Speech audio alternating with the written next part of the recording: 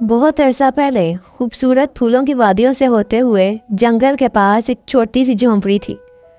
اس جھونپڑی میں ایک عورت رہتی تھی جس کا نام فیونا تھا، اور وہ ایک بد مزاج اور عام نقوش کی مالک عورت تھی۔ اس کی 2 بیٹیاں تھیں، ایک کا نام روز اور ایک کا نام لیلی تھا۔ لیلی تھی تو بہت خوبصورت، لیکن ماں کی طرح بہت مغرور اور نک چڑی تھی، اس لیے وہ ماں کی لاڈلی تھی اور گھر کا کوئی کام نہیں کرتی تھی۔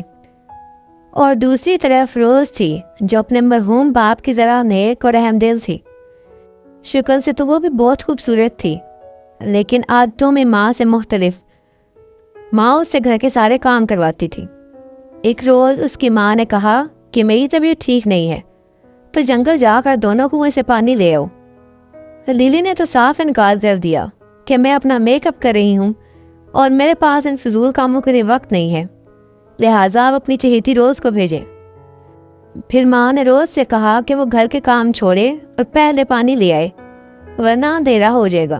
لہٰذا روز نے ایک برتن اٹھایا اور ڈرتے ڈرتے جنگل کی طرف چل پڑی۔ جب وہ کنویں کے پاس پہنچی تو اندھیرا ہونا شروع ہو گیا تھا۔ اس نے جلدی سے پانی بھرا اور واپس گھر کے لیے مڑی۔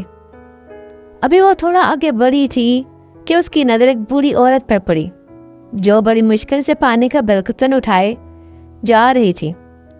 روز تھی تو بہت رحم دل، لہٰذا اسے اس عورت پر ترس آ گیا اور وہ فوراً اس کے پاس گئی اور کہا، بی دے میں آپ کی مدد کرتی ہوں، آپ کا گھر کہاں ہے؟ یہ برتن مجھے دے، میں آپ کے گھر پانی چھوڑ آتی ہوں۔ بوڑھی عورت نے اس کو بہت شفقت سے دیکھا اور کہا، پاس میں میری جھونپڑی ہے، بہت شکریہ بیٹا، آج کل کے دور میں تو ایسی لڑکیاں نہیں ملتی۔ روز اس کا پانی اٹھائے بوڑھی عورت کو جھونپڑی تک چھوڑ آئی۔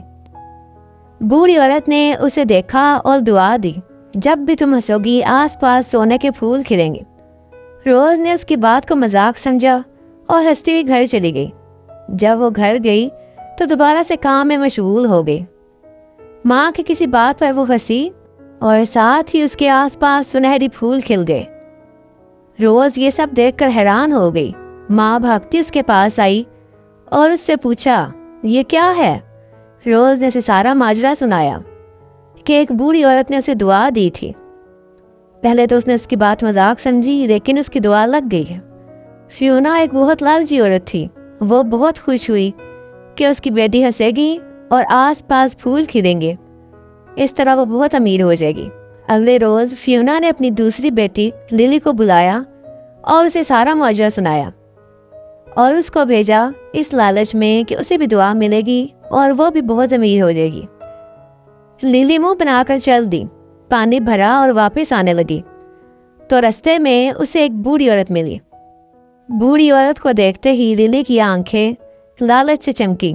وہ بھاگتی اس کے پاس گئی اور کہا، دیں بھی میں آپ کی مدد کر دوں۔ بوڑھی عورت اس کی طرف دیکھ کر مسکرائی اور اپنا پانی کا برتن اسے پکڑا دیا۔ وہ دونوں چلتی جا رہی تھی۔ چلتے چلتے بوڑھی عورت اچانک اس سے ٹکرائی تو لیلی نے غصے سے کہا، اندھی ہو گئی ہو کیا بدصورت بڑھیا، سارے کپڑے گندے کر دیے میرے۔ اس کی بات سن کر بوڑھی افسردہ ہو گئی اور اس سے کہا، تجھے دیکھتے ہی میں سمجھ گئی تھی کہ تو ایک لالچی اور بے حس لڑکی ہے، میں تو صرف تیرا امتحان لے رہی تھی، تجھے بہت غرور ہے نا اپنے حسن پر، یہ بھی غرق ہوگا اور تو بھی میری جیسی ہو جائے گی۔ لیلی نے کہا، دیکھ لیں گے، اور واپس گھر پہنچی۔